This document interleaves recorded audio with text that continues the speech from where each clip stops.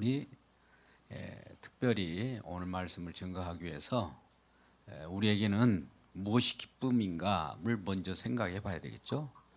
우리 육신적으로 우리 감각적으로 느끼는 어떤 그런 것으로 인하여 기쁜 것인가, 아니면 외부에서 참 나도 알지 못하는 그러한 놀라운 은혜가 기쁨으로 우리에게 덮쳐졌을 때 우리는 때에 따라서는 당황하기도 하지만 그것이 우리의 삶에 덮여질 때 은혜가 되고 이 땅에서 어려운 모든 것들이 해소가 됩니다. 그럴 때 우리는 기쁜 소식이고, 또 그 중에서 또 가장 기쁜 소식은 하나님께서 우리를 찾아오셨다는 거예요.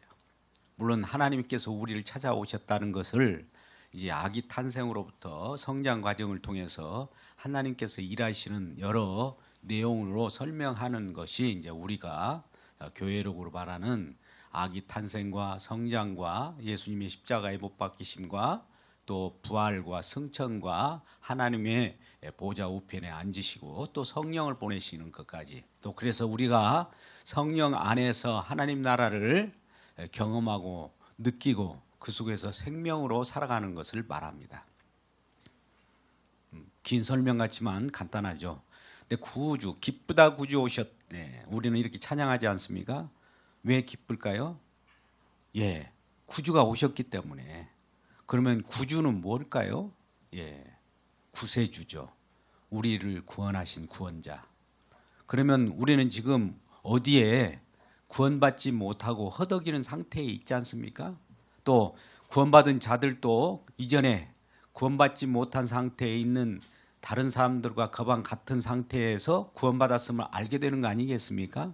그러면 왜 우리가 구원받아야 됩니까?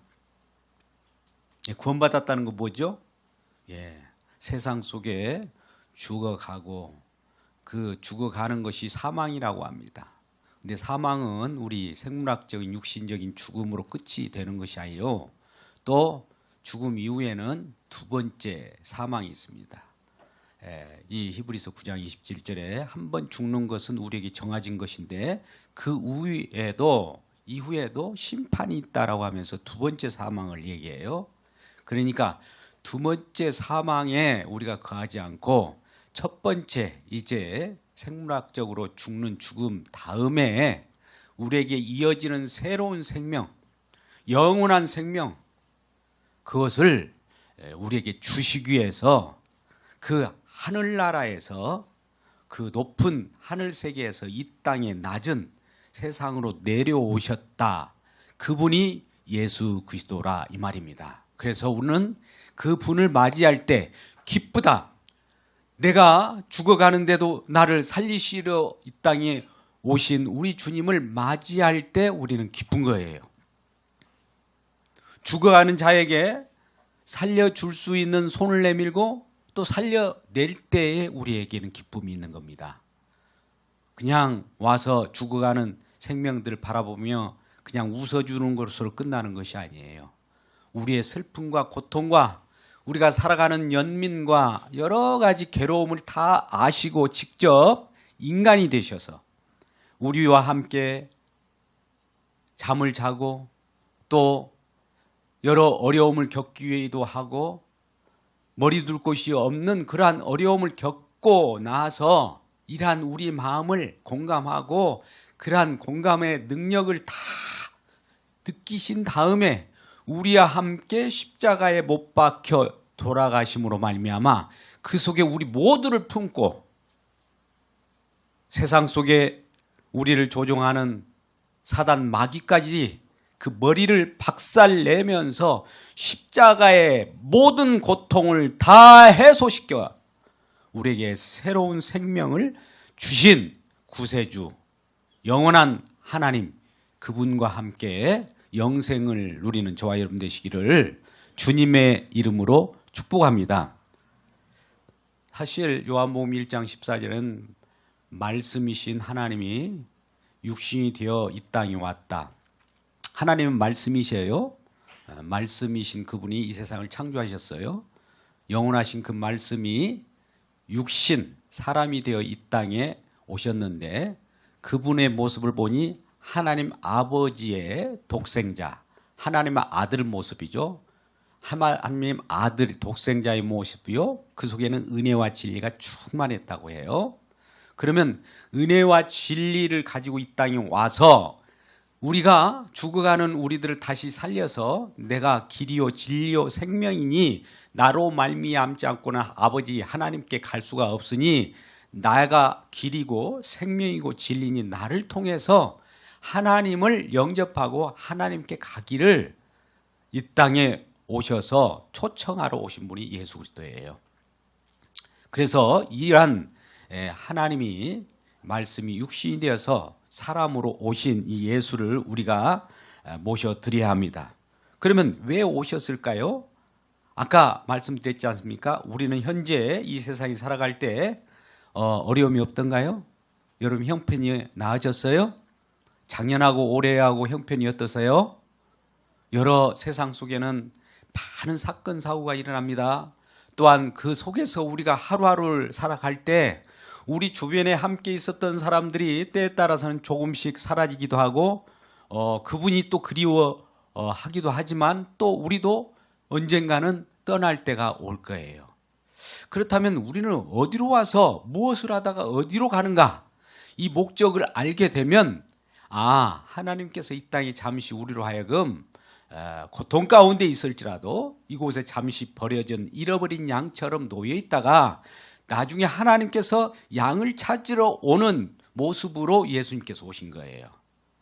꼴을 먹이고 또 쉴만한 물가로 인도하시면서 우리에게 안식을 주시고 쉼을 주면서 수고하고 무거운 짐진 자들아 다 내게로 오라 하시면서 우리를 초청하셔서 그분의 말씀을 들을 때 우리가 평강을 누리고 그분의 꿈속에 그분의 품속에 그분의 말씀을 묵상하면서 주님과 더불어 있을 때 우리 마음속에서는 평강이 찾아오는 겁니다. 쉼이 찾아오는 것이죠.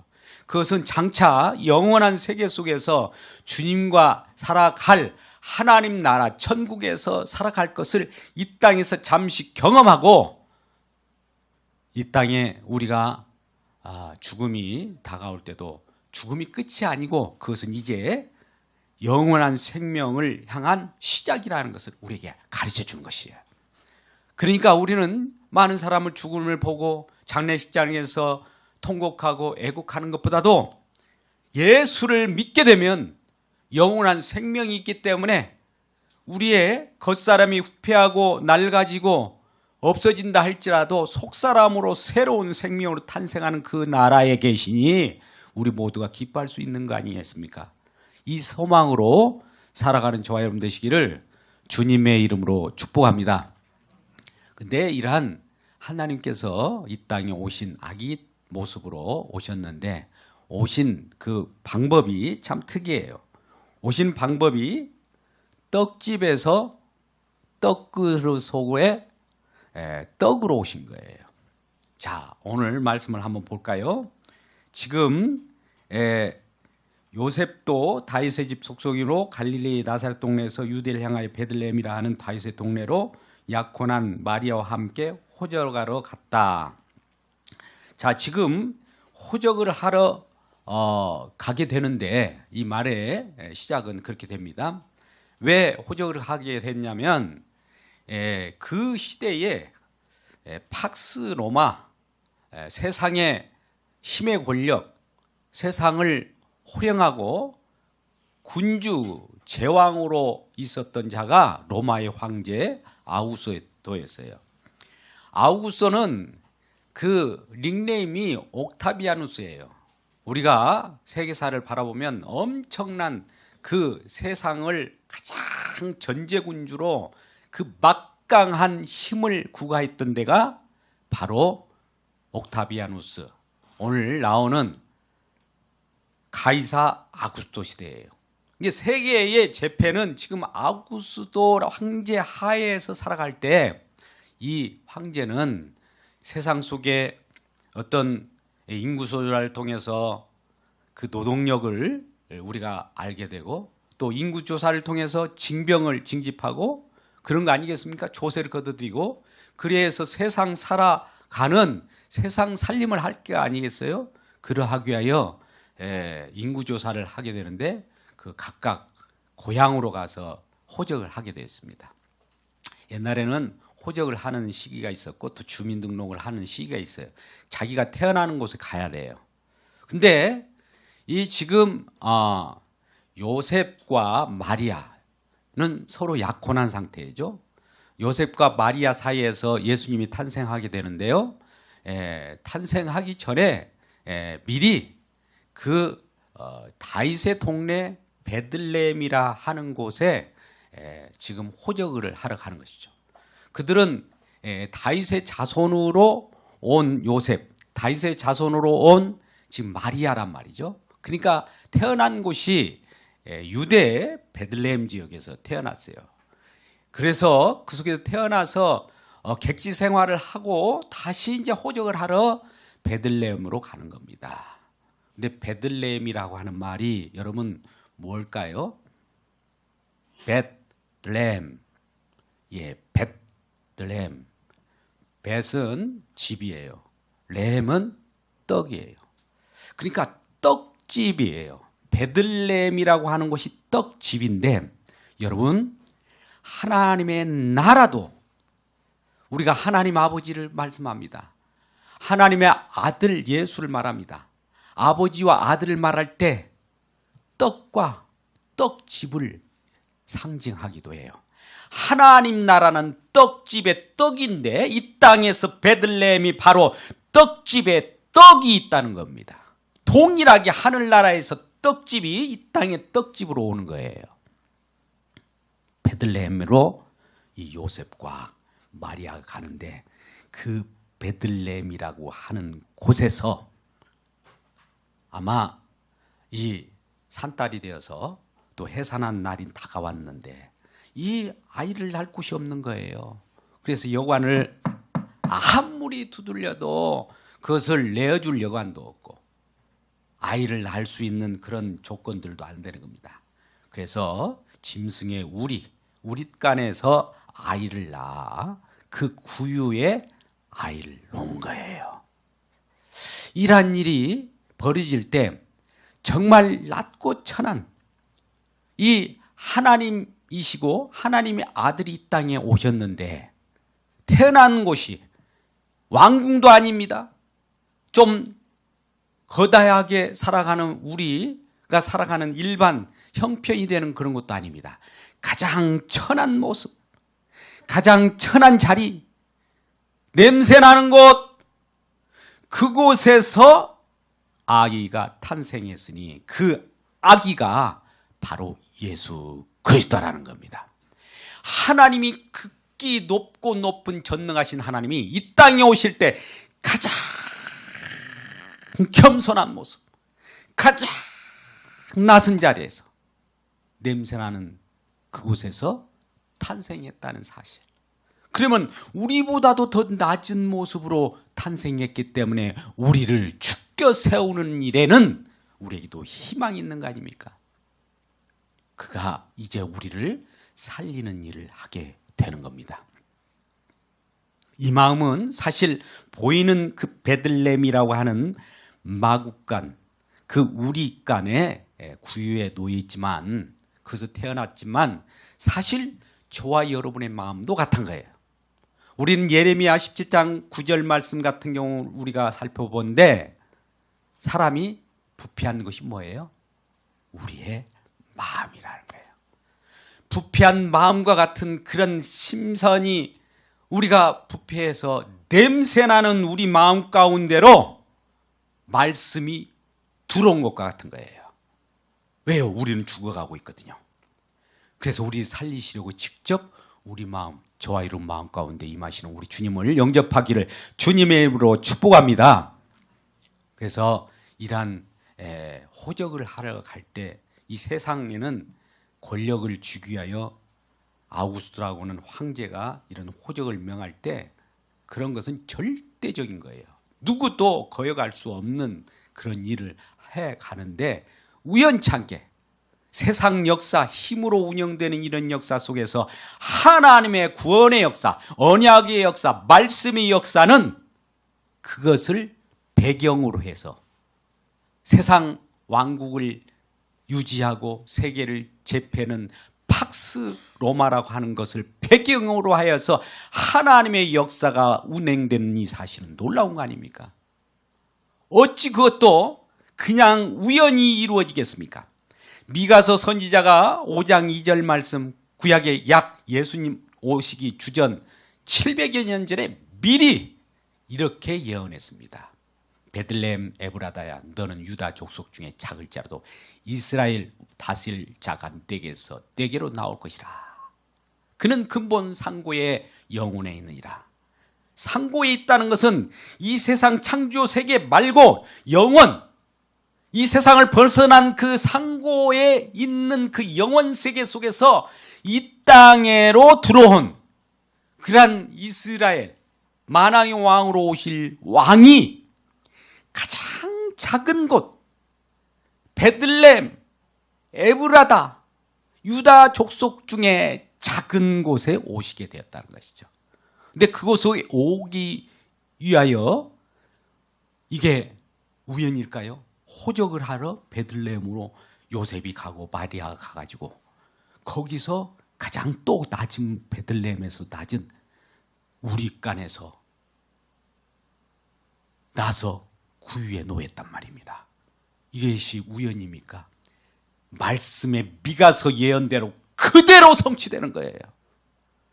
이사야 7장 12절의 말씀 가운데 그 동정녀 마리아 처녀가 잉태하여 아들을 낳으리니 이름을 임마누엘이라 하라 라고 말씀합니다.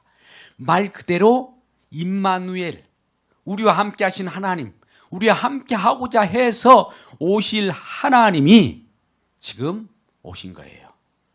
왜? 우리와 함께 살려고. 함께 하신다는 것은 이제 밖에 계신 분이 나와 함께 살려고 온 거예요. 내 안에 내주하시려고 오신 하나님이라는 거예요. 그러니 우리는 외롭지 않아요. 여러분, 올 겨울이 외롭습니까? 많이 춥죠? 우리 주님을 모셔드리십시오. 주님과 함께 하심을 기억하십시오. 그러면 세상 어떠한 것을 소유하고 그것으로 배부를지라도 이 주님으로 말미암아 만족하게 되는 것입니다. 그래서 오늘 다윗의 동네 다윗의 왕 계보로 오신 예수 그리스도가 오시는데 우리는 마태복음 1장 1절에서 아브라함과 다윗의 자손 예수 그리스도의 계보라. 계보를 보니까 이 오래전에 그러한 예언을 통해서 오신 분 보니까 아브라함 후손으로 다윗이 있었어요. 다윗 왕. 다윗 왕의 후손으로 유다, 또 후손으로 오는 그 예수 그리스도. 아브라함, 다윗, 예수 그리스도라고 하는 이 혈통을 통해서 성결의 영으로 그 하나님의 아들로 탄생하게 된 거예요. 계보로는 다윗의 혈통을 통해 왔지만 하나님의 아들로 이 땅에 오신 거예요. 그래서 이것도 하나님께서 미리 약속하시고 언약하시고 우리에게 알려주신 내용대로 오신 거예요. 하나는 말씀 자체이셔요. 근데 말씀을 그대로 실현하기 때문에 우리들은 전능하신 하나님인 거예요. 세상은 우리가 우연히 뭔가 이루어지고 사건 사고가 일어난 것 같습니까? 아닙니다. 그 속에서는 분명한 하나님의 운행하심이 있고 말씀으로 우리를 통치하시는 그 내용이 그 배경 밑바닥에 기초로 깔려서 지금 세상은 움직이고 있다는 거예요. 세상은 말씀으로 지금 움직이고 있어요. 할렐루야. 옆분에게 인사합시다. 세상은 말씀으로 움직인답니다. 인사합시다. 시작. 이제 아들라 강보에 쌓여 구유에 누인 모습을 보게 되죠. 12절 너희가 가서 강보에 쌓여 구유에 있는 아기를 보려니 이것이 너희에게 표적이니라. 이렇게 말씀합니다. 12절에. 그래서 이 말씀이 너희가 가서 강보에 쌓여 구유에 누인 그 아기를 보리니 이것이 너희에게 표적이라. 여러분 이 말씀에 집중하십시오. 표적. 여러분 이 말씀이 지금 우리에게 표적이 되기를 주의 이름으로 축복합니다. 강보에 쌓여서 구유에 놓여 있어요. 어떻게 보면 짐승의 먹이통에 지금 놓여 있습니다. 짐승과 같은 우리들로 하여금 먹힘을 당할 거예요. 근데 왜 이게 표적이냐? 요한복음 우리 6장을 보면은 이런 내용이 나와요. 오병이어의 기적을 아시나요? 예, 들에 많은 예수님을 따라 붙는 무리들이 있었어요. 근데 어느 시간이 되니까 배가 고픈 거예요. 우리가 아무리 좋은 일을 하든 나쁜 일을 하든 또 시장기가 들면 배가 고프잖아요. 그래서 예수님을 따라 나섰던 많은 무리, 한 5천 명이나 되는 인원들이 배가 고파 미치겠는 거예요. 기진맥진한 그들에게 오병 5개 물고기와 이어, 오병 5개의 떡과 이어라고 하는 2개의 물고기를 통해서 그 5천 명을 먹인 기적을 행했습니다. 그러니 많은 사람들이 먹고도 여러 광주리가 남았습니다. 그것을 보고 이제 예수님은 이제 그런 기적을 행한 다음에 다른 곳 배를 타고 가버나움으로 그냥 손살같이 가버려요. 그래서 하루가 지났네요. 그러니까 이 무리들이 또 때가 되니까 배가 고픈 거예요. 아, 우리에게 기적을 베풀어 주신 그분 어디 가셨어? 오병이어의 기적, 우리에게 떡을 주신 분이 어디 가셨어? 우리에게 고기를 주신 분이 어디 가셨어? 찾아보니까 소리를 들어본즉 배를 타고 저 가버나움으로 가셨다는 거예요. 그러니까 그들도 그 오병이어의 기적을 맛보기 위하여 그를 찾아가요. 그를 찾아와서 아, 납비여 언제 이곳에 와 있습니까? 라고 물어보니까 예수님께서 하신 말씀이 요한복음 6장 27절에 정해 나옵니다. 요한복음 6장 27절에 26절 27절 이 찾아올 때 너희가 나를 찾는 것이 표적을 본 까닭이 아니요 떡을 먹고 배부른 까닭이다.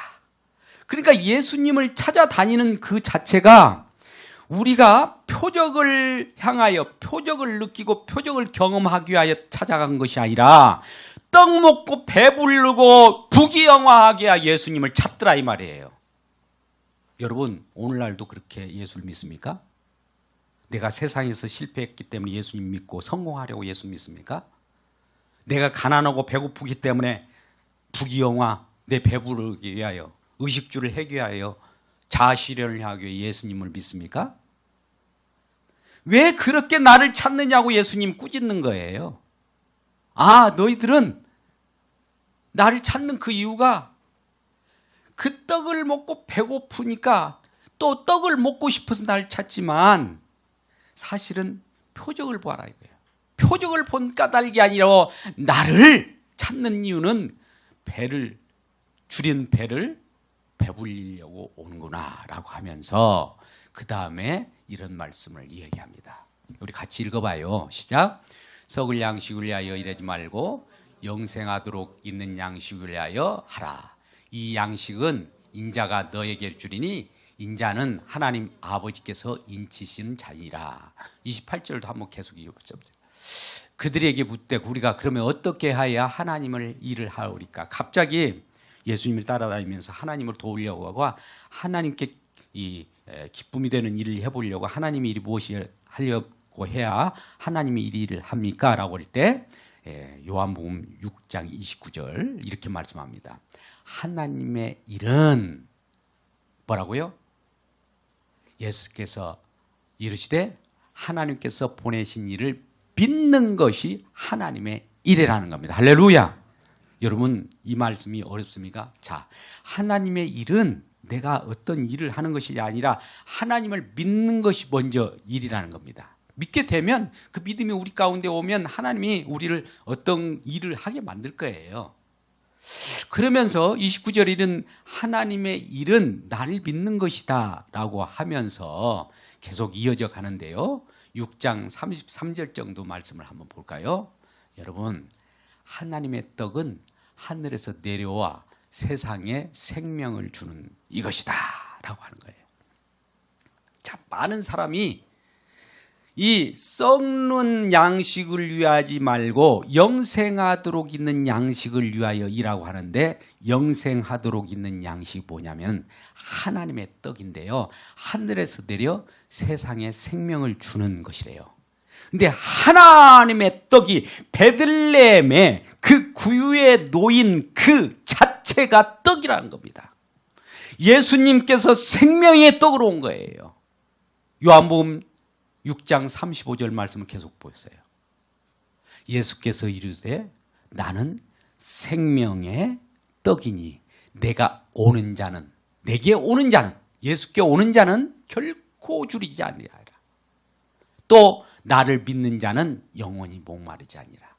자, 여러분, 아까 이 요한복음 6장 27절 이하의 말씀 가운데 너희가 나를 찾는 것은 표적을 본 것이 아니라 배불리려고 나를 찾았는데 표적은 이것이다 이거예요. 나를 보고 배불리고 육신적인 양식을 위하여 찾지 말고 영생하도록 하는 양식을 위하여 나를 찾는 것이 표적인데, 오늘 누가복음 2장 12절에는 너희가 가서 강도에 쌓여 구유에 누여 있는 아기를, 이걸 보고 아기 구유에 쌓여 놓여 있는 그 아기를 보면 이것이 바로 너희에게 표적이라 이 말입니다.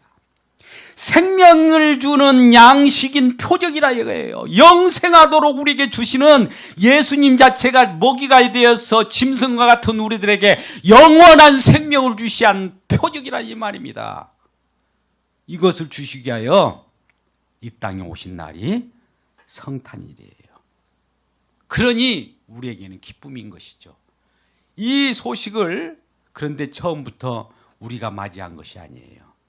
자, 오늘 말씀 가운데 8절에 보면 그 지역의 목자들이 밖에서 자기 양떼를 지키더니 주의 사자가 곁에 서고 주의 영광이 그들을 두루 비추매 크게 무서워하는지라. 천사가 이들을 무서워하지 말라. 보라, 내가 온 백성에 미칠 큰 기쁨의 좋은 소식을 너희에게 전한다. 그러면서 이 다윗의 동네 베들레헴에 너희를 위하여 구세주가 나셨으니 바로 그리스도 주시니라. 그리스도 만왕의 왕이시면서 통치자이시고 구세주인 그분이 이 베들레헴이라고 하는 이곳에 다윗의 동네에서 탄생하는 거야. 목자들이여 기뻐하라 라고 하면서 목자들에게 먼저 나타난 거예요. 자, 목자들은 왕궁에 있는 자들입니까? 목자들은 높은 직위에 있는 자들이에요? 들녘에서 날마다 양떼를 몰고 또 양떼를 보호하는 그 일을 합니다. 밤에도 잠을 자지 못하는 그 상황이에요. 우리 구약 시절에 양떼를 모는 자들은 그래도 많은 사람들이 목축업을 하는 그 부귀영화를 누릴 수 있는 경우도 있어요. 근데 신약 시대 이때 정도의 양떼를 몰고 목축을 하는 그 목자들은 어떤 상황이냐면은 정말 천박한 그런 황량한 땅 속에서 그저 목숨만 부지하고 살아가는 자들이에요. 그러니까 얼마나 마음이 가난하고 또 삶도 굶주린 삶입니까? 그러한 겸손한 자, 낮은 자에게 예수 그리스도께서 찾아오신 겁니다. 여러분, 우리 마음이 지금 가득 차 있습니까? 뭘로? 세상으로 가득 차 있다면 예수 그리스도 이 표적이 안 보입니다. 우리 마음이 겸손한 마음입니까? 그러면 예수 그리스도께서 우리의 생명의 양식으로 구유에 놓인 것이 우리에게 표적으로 우리를 살릴 수 있는 생명으로 금방 마음에 들어옵니다. 아무리 우리가 부패하고 심히 마음이 냄새나는 곳이라 할지라도 예수 그리스도께서 이 마음 가운데 들어올 수 있는 여지가 생기는 거예요. 그러지 않고서는 우리가 선줄로 생각한다, 넘어질까 조심하라고 하듯이 교만한 자들에게는 하나님이 구유에 놓일 여지가 없는 것입니다. 그래서 이러한 성탄, 이 축하 예배를 통해서 구주를 맞이할 때 우리 마음이 겸손하고 낮아지는 마음을 통해서 우리 주님을 드높이는 저와 여러분 되시기를 주님의 이름으로 축복합니다. 그래서 누가 예수 그리스도를 영접하느냐면 들판의 목자들처럼 겸손한 자들이 우리를 주님을 영접하게 되어 있습니다. 그렇다면 이 예수님을 통해서 이제 이런 마지막 밤 14절에 이렇게 말을 하고 있죠. 수많은 천군 천사들이 함께 하나님을 찬송하여 이르되 14절에 지극히 높은 곳에는 하나님의 영광이요 땅에서는 하나님 기뻐하시는 사람들 중에 평화로다. 지극히 높은 곳에는 하나님의 영광. 이 하나님의 영광을 보고 하나님의 영광을 경험한 자는 이제 땅에서 하나님의 기뻐하신 사람 중에 평화가 되는 거예요. 자, 이 순서가 중요합니다. 하나님의 영광. 우리가 아까 요한복음 1장 14절에 이런 말씀을 제가 드린 적이 있어요. 말씀이 육신되어 우리 가운데 거하심에 아버지 독생자의 영광이요 은혜와 진리가 충만하더라. 아버지 독생자의 영광이요 은혜와 진리가 충만한 이런 예수 그리스도를 바라볼 때 이 아버지께 하나님께 하늘의 영광과 동시에 이것을 경험한 자들에게는 세상 속의 평화라는 겁니다. 예수께서 우리의 먹잇감으로 오신 거예요. 그가 살과 피를 흘리심으로 우리에게 새 언약을 주셨다고 그래요. 나는 누가복음 22장 20절 정도의 말씀 보면 새 언약의 피, 이 새로운 약속을 통해서 예수 그리스도의 피 흘린 십자가를 경험하게 되면 우리는 새로운 생명으로 탄생하는 거예요. 그래서 이러한 십자가를 경험하는 자의 영광이 나타난 겁니다. 이런 자, 영광을 보는 자에게는 세상 속에 분쟁이 없어요. 예수 그리스도의 십자가를 경험하면 세상 속에는 분쟁이 없어요. 예수 그리스도의 십자가를 경험하지 않고 이 영광을 보지 못한 자들에게는 세상에는 분쟁입니다. 그렇다면 예수 그리스도의 영광은 예수 그리스도의 십자가를 통해서 오게 되는데 예수 그리스도의 십자가에서 피 흘리신 그 언약의 피를 마시고 그 생명의 양식을 먹는 자들에게는 십자가가 표적이 되어서 우리를 살리는 것을 알 때 우리 마음 가운데 예수는 우리의 표적임과 동시에 하나님께 영광이에요. 이것을 경험하는 자들의 모임에는 분쟁이 없고 평화만 있습니다. 그렇다면 우리 주변을 살펴보십시오. 왜 분쟁이 일어나는가? 내가 먼저 분쟁한다면 내가 먼저 십자가를 경험해야 됩니다. 하나님의 영광을 바라봐야 됩니다. 가정에서 심란합니까? 분쟁을 발생하는 요소가 누굽니까? 나는 옳고 내가 잣대가 되어서 상대방을 비난합니까? 그건 분쟁이죠. 근데 내가 십자가에 못 박아 보십시오. 분쟁이 일어날 소지가 없는 거예요. 그래서 하나님의 영광이 일어나는 곳은 십자가에 내가 못 박는 거예요. 우리는 갈라디아서 2장 20절을 너무나 잘 알고 있지 않습니까? 내가 그리스도와 함께 십자가에 못 박혔나니 그런즉 내가 산 것이 아니요 이제 그리스도께서 내 안에 사신 것이라. 내가 육체 가운데 사는 것은 나를 사랑하사 나를 위하여 자기 몸을 버리시는 하나님의 아들을 믿는 믿음 가운데 사는 것이라. 믿음으로 사는 거예요. 왜 내가 다른 사람보다도 육신적으로 살려고 막 높아지려고 합니까? 그 속에는 분쟁이 있는 거예요. 오늘날 교회도 세상과 다르지 않습니다. 왜 분쟁이 있을까요? 십자가를 경험하면 분쟁이 있을 수 없어요. 교회에 오면 세상 속에 분쟁이 일어났다 할지라도 교회에 와서 십자가를 경험하면 다 평화가 올 텐데 십자가를 경험하기보다도 십자가 얘기를 하면 제쳐버리고 자 판단할 것이면 내놔 이런 식으로 도전하지 않습니까? 근데 많은 큰 교회들 죄송합니다. 많은 세상 왕국과 같은 그런 규모에 있는 그런 교회들이 많은 무리가 있지 않습니까? 왜요? 세상 힘으로 우리가 살아가는 것이 아니라 하나님의 표적인 십자가에 놓이신 그 언약의 말씀으로 우리가 치료되고 있는 사실을 기억하지 않기 때문에 그런 겁니다. 그래서 오늘날 이러한 십자가를 오늘 우리 주님을 모셔드리는 마음으로 우리 주님을 모실 때 우리 가정 가운데 먼저 평화가 일어나고 우리 교회 가운데 평화가 일어나고 이 나라에 평화가 일어나는 놀라운 성탄이 되시기를 주님의 이름으로 축복합니다. 할렐루야. 기도하겠습니다. 하나님 아버지, 올 한 해도 어느덧 저물어가고 있습니다. 이렇게 저물어가는 즈음 빛으로 오신 우리 예수 그리스도가 이 땅에 오셔서 우리가 표적이 되고 우리에게 영원한 생명의 양식을 주시게 하여 떡그릇에 떡으로 놓여 있는 그 모습을 볼 때 이것이 진정 우리의 표적입니다. 이제 이 생명의 양식인 떡을 우리가 먹고 마실 때마다 우리는 새로운 생명으로 탄생하고 이러한 생명의 떡인 말씀을 우리가 묵상하며 반추할 때마다 우리에겐 새로운 생명이 영원까지 잇대어 나아갈 수 있는 귀한 은혜를 허락하여 주옵소서.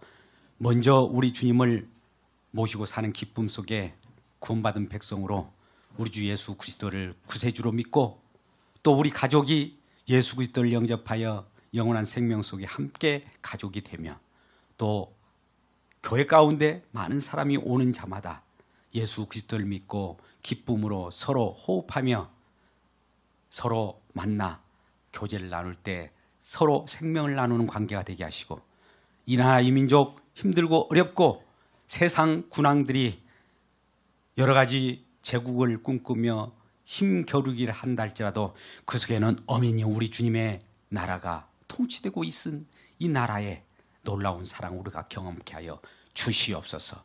그리하여 하늘은 영광이요 이 땅에는 평화가 속히 이루어지는 그러한 날이 되게 하여 주시옵소서.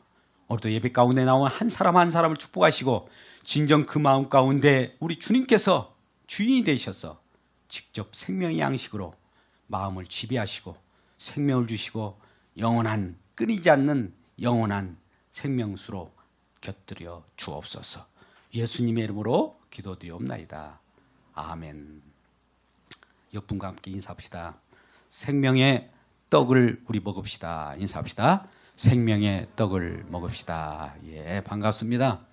예, 오늘 처음 본 얼굴도 많이 계시고 또 우리 학생들도 나오셨어요. 네, 아무튼 감사하고요. 예배가 끝난 뒤에 식당에서 식탁 교제로 함께 나누기를 원합니다. 다 같이 일어나셔서 봉헌 찬